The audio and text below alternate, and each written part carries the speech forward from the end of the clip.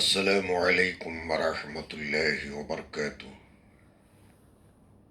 اعوذ باللہ من الشیطان الرجیم، بسم اللہ الرحمن الرحیم۔ وَكَأَيِّن من قرية عتت عن أمر ربها ورسله فحاسبناها حسابا شديدا وعذبناها عذابا نكرا فذاقت وبال أمرها وكان عاقبة أمرها خسرا. أعد الله لهم عذابا شديدا فاتقوا الله يا أولي الألباب الذين آمنوا قد أنزل الله إليكم ذكرا رسولا يتلو عليكم آيات الله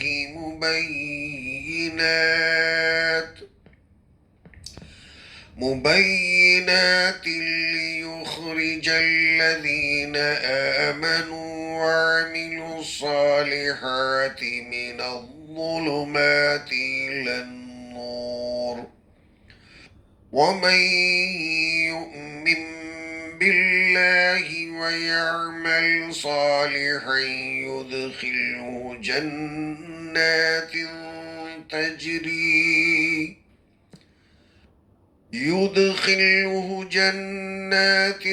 تجري من تحتها الأنهار خالدين فيها أبدا قد أحسن الله له رزقا. الله الذي خلق 7 سماوات ومن الأرض مثلهن يتنزل الأمر بينهن لتعلموا أن الله على كل شيء قدير وأن الله قد أحاط بكل شيء علما. صدق الله العظيم. اللهم صل على محمد وعلى آل محمد كما صليت على إبراهيم وعلى آل إبراهيم إنك حميد مجيد. اللهم بارك على محمد وعلى آل محمد كما باركت على إبراهيم وعلى آل إبراهيم إنك حميد مجيد. بارگاہ خداوندی میں حسب معمول ہم تمام فقراء مساکین کی دعا ہے،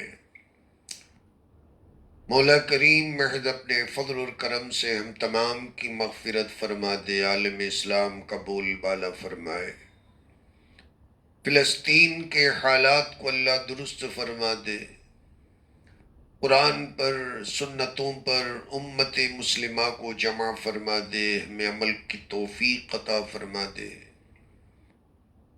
اور آنے والے ان انتخابات میں اور ابھی ہونے والے ہیں اللہ ہمارے تعلق سے، ملک کے تعلق سے خیر کے فیصلے فرمائے، آمین یا رب العالمین۔ یہ سورہ طلاق کی آخری آیات کریمہ اللہ تعالیٰ بیان فرماتے ہیں، بسم اللہ الرحمن الرحیم، شروع کرتا ہوں میں اللہ کے نام سے جو بڑا ہی مہربان نہایت رحم والا ہے۔ وَكَأَيِّن مِّن قَرْيَةٍ عَتَتْ عَنْ أَمْرِ رَبِّهَا وَرُسُلِهِ فَحَاسَبْنَا حِسَابًا شَدِيدًا۔ کئی ایک بستیوں والوں نے اپنے رب کے حکم اور اس کے پیغمبروں سے سرتابی کی۔ فَحَاسَبْنَا حِسَابًا شَدِيدًا، پھر ہم نے بھی ان سے بہت ہی سخت حساب کیا۔ وَعَذَّبْنَاهُ عَذَابًا نُكْرًا، اندھے کی آفت کو ان کے اوپر ڈال دیا۔ فَذَاقَتْ وَبَالَ أَمْرِهَا وَكَانَ عَاقِبَةُ أَمْرِهَا خُسْرًا، انہوں نے اپنے کرتوت کے وبال کا مزہ چکھ لیا اور انجام کار ان کا بہت ہی خسارہ دے رہا۔ اعد اللہ لہم عذابا شدیدا، اللہ تعالیٰ نے ان کے لیے سخت سے سخت عذاب کو تیار کر رکھا۔ فاتقوا اللہ یا اولی الالباب الذین آمنوا، اے وہ لوگ جو ایمان لے آئے ہو، عقل مندو، اللہ سے ڈرو۔ قد انزل اللہ علیکم ذکرا، اللہ تبارک و تعالیٰ نے تمہاری طرف نصیحت کو نازل کیا۔ رسولا، نصیحت کیا ہے؟ رسول ہے۔ یتلو علیکم آیات اللہ مبینات، جو اللہ کی آیتوں کو تم پر کھل کر پڑھ کر سناتا ہے۔ یؤمن باللہ لیخرج الذین آمنوا وعملوا الصالحات من الظلمات الی النور، تاکہ وہ پیغمبر ایمان لے آنے والوں کو اور نیک عمل کرنے والوں کو تاریکیوں سے روشنی کی اور لے کر نکلے، لے کر چلے۔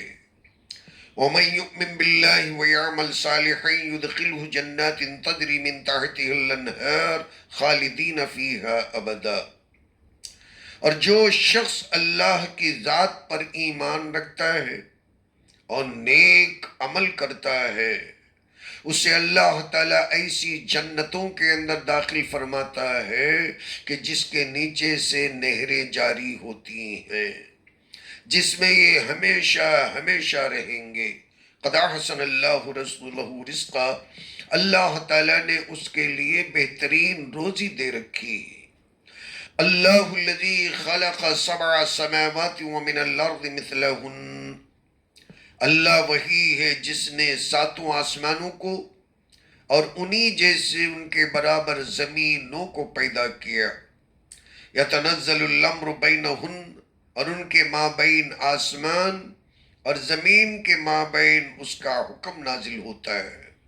لِتَعْلَمُ أَنَّ اللَّهَ عَلَى كُلِّ شَيْءٍ قَدِيرٌ، تاکہ بات جان لے کہ اللہ تعالی ہر چیز پر قدرت رکھنے والے ہیں۔ وَأَنَّ اللَّهَ قَدْ أَحَاطَ بِكُلِّ شَيْءٍ عِلْمًا، اور یقیناً یہ بات بھی جان لے کہ اللہ تبارک و تعالیٰ باعتبار علم کے ذرے ذرے ہر چیز کو احاطہ کیے ہوئے ہیں۔ ان آیات میں اللہ تعالیٰ نے اپنی جلالت اور اپنی بزرگی، اپنی کبریائی، اپنی خالقیت کا ذکر فرمایا، اور اس سورہ طلاق کے اندر مسائل طلاق کے بات کرنے کے بعد میں، ذکر کرنے کے بعد میں، یہ جو آیتیں اللہ تعالیٰ نے تتمے کے طور پر کنکلوژن میں جو اللہ نے ان آیتوں کا ذکر فرمایا، مسلمانوں کو یہ بات سمجھ میں آ جائے کہ احکام کی پاسداری کرو گے تو پھر تو جنت ہے۔ من مانی کرتے ہوئے اپنی مرضی سے نکاح کیا، اپنی مرضی سے طلاق دی، اللہ اور اس کے نبی کے قانون کو چھوڑ کر دوسرے قانون کا سہارا لے کر ظلم اور زیادتی شروع کر ڈالی، طلاق سنت کے مطابق دینے کے بجائے منمانی کرتے ہوئے 3 طلاق ایک مرتبہ دے ڈالے، یا سنت کے مطابق طلاق دینے کے باوجود بھی ادھر لڑکی نے، دولہن نے، بیوی نے غیر ضروری مقدمے کر کے ناک میں دم کر دیے، لاکھوں روپیوں کا ڈیمانڈ کیا، حرام ہے۔ ان ساری چیزوں کو سامنے رکھتے ہوئے کہ طلاق کے موقع پر کیا ہوتا ہے، خلا کے موقع پر کیا ہوتا ہے، کون کیسے فائدہ اٹھاتا ہے ان مقدمات اور ان کیسز کو لے کر، اللہ تعالیٰ نے دو ٹوک الفاظ کے اندر آیات بینات کے اندر بیان فرماتے ہیں کلم کلا اتت عن امر ربها ورسولی، لوگوں نے اللہ کے بتائے طریقے پر عمل کرنے کے بجائے بہت سی بستیوں والوں نے اللہ کو انکار کیا، پیغمبروں کو بھی انکار کیا کہ اس جگہ پر ان کی کچھ نہیں چلنے والی، نعوذ باللہ۔ دوسری جگہوں پر نماز اللہ کے حکم پر پڑھ لیا، اس لیے کہ اس میں کسی کا لینا دینا نہیں۔ رمضان کے اندر روزہ بھی اللہ کے حکم کے مطابق رکھ لیا اور جیسا کہ انہوں نے تیر مار لیا۔ زکوٰۃ بھی اللہ کے حکم کے مطابق نکال لیا، بہت بڑے ولی بن گئے۔ حج بیت اللہ کی ہے تو ابدال بن گیا۔ میں تو کرنٹ افیئرز آپ کے سامنے بیان کرتا ہوں، لیکن جہاں معاملات کی بات آتی اور آپس کے تعلقات کی سلوک کرنے کی بات آتی ہے تو پھر وہاں نہ اللہ یاد آتے ہیں نہ اللہ کے نبی کا طریقہ درمیان میں نظر آتا ہے۔ ساری چیزیں صفر بن جاتی ہیں، گول بن جاتی ہیں۔ انہی کے تعلق سے اللہ بیان فرماتے ہیں کہ کتنی بستی والی، کتنی بستیوں والوں نے اپنے خاص معاملات کے اندر قرآن کو اٹھا کر پیٹھ کے پیچھے رکھ دیا، اللہ کے احکام کو پس پشت ڈال دیا۔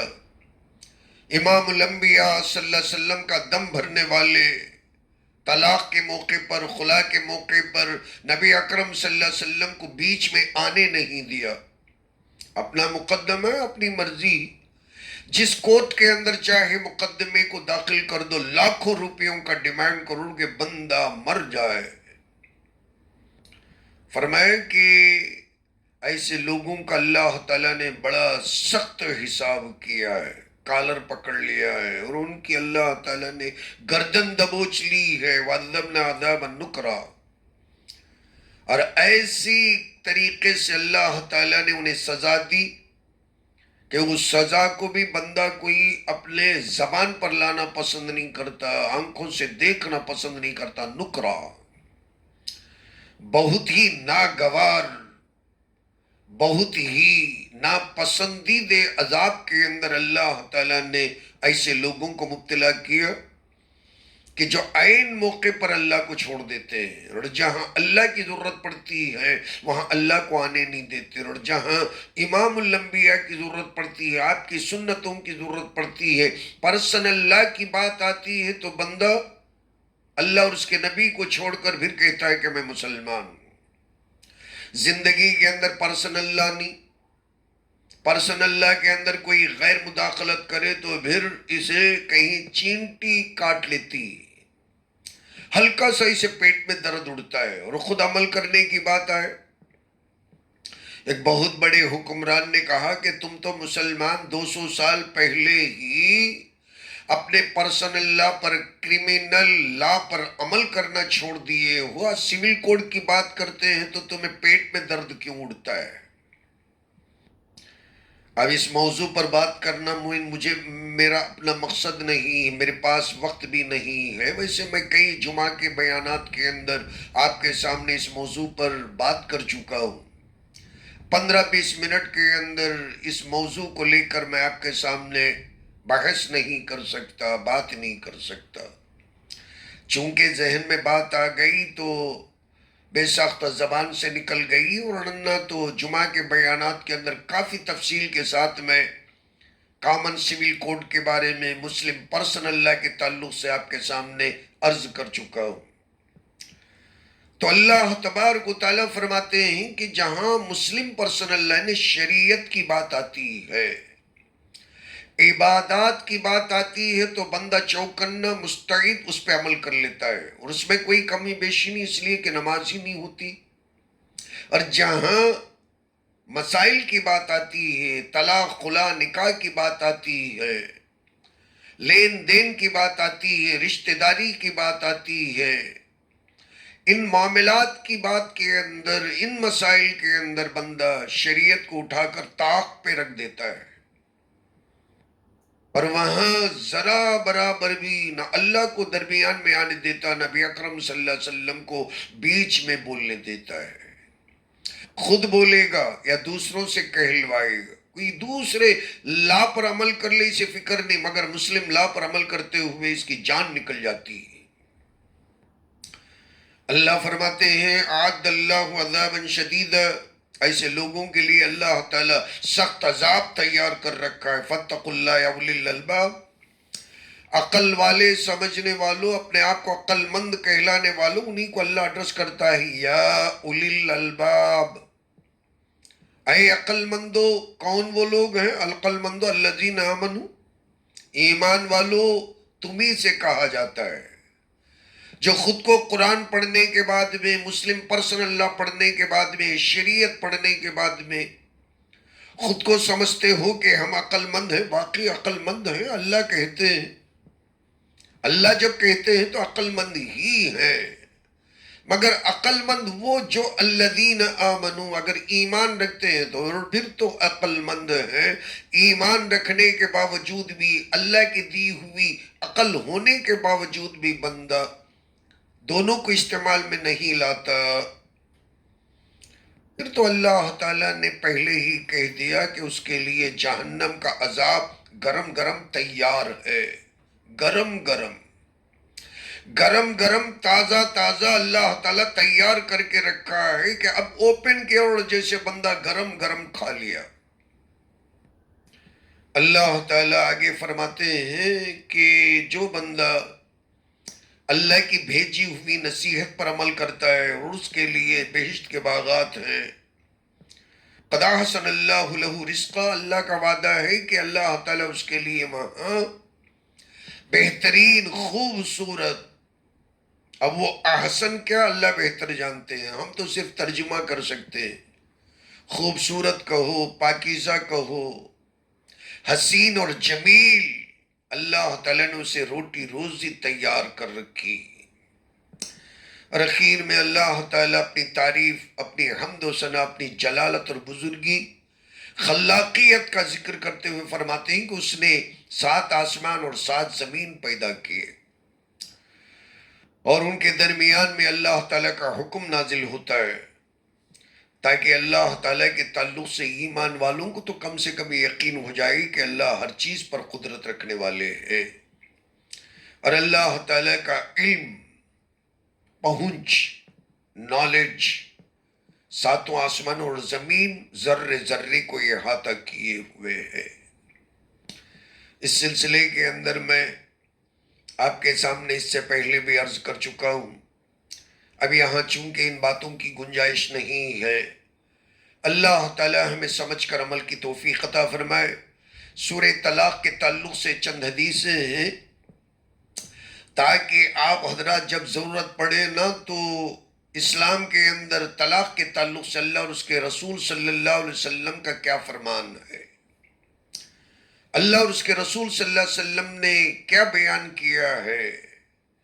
دور سے بیٹھ کر اسلام پر کیچڑ اچھالنے والا طلاق کی بات کو لے کر میں بار بار آپ کے سامنے عرض کرتا ہوں کہ تماشا بنا رکھا ہے، تنقید کرتے ہوئے نظر آتا ہے، گراتے ہوئے، اسلام کو پچھاڑتے ہوئے نظر آتا ہے، گلہ گزاری کرتے نظر آتا ہے. یوں شادی کر لی، یوں طلاق طلاق طلاق کہہ کر عورتوں پر ظلم کرنا اسلام کا شیوا ہے، نعوذ باللہ. اللہ تعالی، اللہ کے نبی صلی اللہ علیہ وسلم طلاق کے تعلق سے کیا بیان فرماتے ہیں.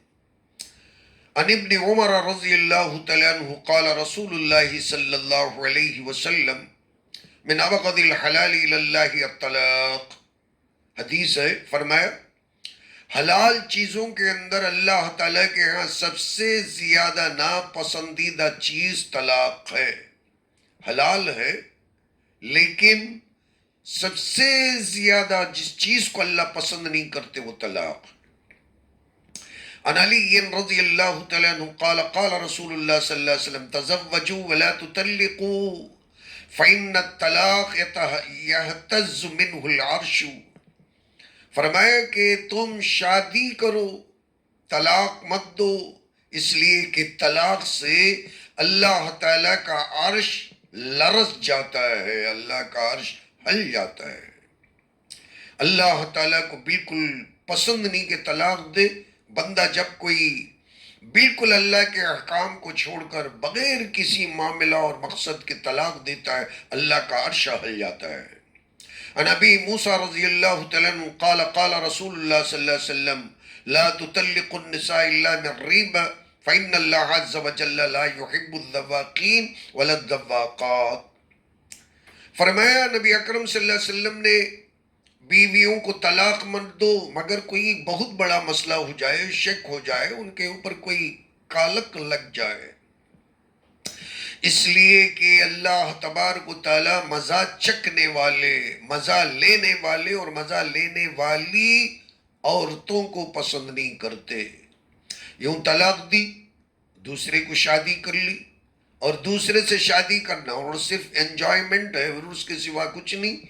اور جیسا غیر سمجھتا ہے کہ طلاق دے کر شادی ایک کر لی، دو کر لی، تین کر لی، یہ اس وقت میں مزے کی بات ہوتی ہے جب ایک کو طلاق دے، دوسرے کو کر لے، تیسری کو طلاق دے، چوتھی کو کر لے. طلاق کی نسبت سے تو نہ اللہ راضی ہے نہ اللہ کے نبی راضی ہیں. اور ایک اور آخری حدیث میں آپ کے سامنے عرض کر دوں، یہ حضرت معاذ بن جبل رضی اللہ عنہ قال علی رسول اللہ، نبی اکرم صلی اللہ علیہ وسلم نے مجھ سے ارشاد فرمایا، یا معاذ ما خلق اللہ شیئا علی وجہ الارض، اے معاذ، زمین پر کسی چیز کو اللہ تعالیٰ نے عتاق آزادی سے بڑھ کر محبوب پیدا نہیں کیا. احب الیہ من العتاق ولا خلق اللہ شیئا علی وجہ الارض ابغض من الطلاق. اس زمین کے اوپر آزاد کرنا، غلام کو آزاد کرنے سے بڑھ کر کوئی محبوب چیز نہیں ہے. اور اللہ کے ہاں اس زمین پر بیوی کو، عورت کو طلاق دینے سے زیادہ غصہ دلانے والی کوئی چیز نہیں ہے. اللہ کا غضب اترتا ہے جب بلا وجہ بلا ضرورت کوئی شوہر اپنی بیوی کو طلاق پکارتا ہے. اور پھر یہ فقہ کا مسئلہ میں بیان کروں، فَإِذَا قَالَ الرَّجُلُ لِمَمْلُوكِ أَنْتِ حُرٌّ، انشاءاللہ، انشاءاللہ کے ساتھ، استثناء کے ساتھ، اگر کوئی اپنی باندی سے اگر یہ کہتا ہے کہ اللہ نے چاہا تو تو آزاد ہے، فقہاء بیان کرتے ہیں فَهُوَ حُرٌّ، انشاءاللہ کہنے کے باوجود بھی اللہ تو آزادی کو چاہتی ہے اور اس لیے وہ آزاد ہو جاتی ہے. وَإِذَا قَالَ الرَّجُلُ لِامْرَأَتِهِ أَنْتِ طَالِقٌ إِنْ شَاءَ اللَّهُ فَلَا اسْتِثْنَاءَ وَلَا طَلَاقَ عَلَيْهِ فَلَوْ. فرمایا کہ اور جو بندہ اپنی بیوی کو انشاءاللہ کہہ کر طلاق دیتا ہے کہ تجھے انشاءاللہ طلاق ہے، فقہاء بیان فرماتے ہیں کہ انشاءاللہ کہنے کی وجہ سے طلاق نہیں ہوتی. اس سے یہ بات معلوم ہوتی ہے، یہ بات سمجھ میں آتی ہے، آزادی کے موقع کے اوپر بھی اگر کوئی بندہ انشاءاللہ کہے تو اللہ تعالیٰ آزادی پسند کرتے ہیں. مطلب اسلام آزادی چاہتا ہے، انڈیپینڈنسی، آزاد زندگی گزارنا اللہ تعالیٰ، اللہ کے نبی پسند کرتے ہیں. اس لیے وہاں مملوکہ باندی آزاد ہو جاتی ہے، غلام آزاد ہو جاتا ہے. لیکن انشاءاللہ کہہ کر اگر کوئی طلاق دے، اللہ کو طلاق پسند نہیں، انشاءاللہ کہنے کے باوجود بھی اللہ اس طلاق کو ریجیکٹ کر دیتے ہیں. تو پتہ چلتا ہے طلاق سے اللہ تعالیٰ کو کراہیت ہے، اللہ اس بات کو پسند نہیں کرتے. پھر کہاں بیٹھے لوگ کہتے ہیں کہ طلاق اسلام کے اندر پانی کی طرح پیا جاتا ہے، طلاق کی کوئی اہمیت نہیں، عورت کی کوئی عزت نہیں. یہ جھوٹے ڈھگوسلے جو لوگوں کو کنفیوز کرنے کے لیے، اسلام کو بدنام کرنے کے لیے لوگ کرتے ہیں، اللہ کے نبی کے اور اسلام کی، انسانیت کے، ملک کے دشمن ہیں. اللہ سمجھنے کی توفیق عطا فرمائے. آمین. واخر دعوانا الحمدللہ رب العالمین.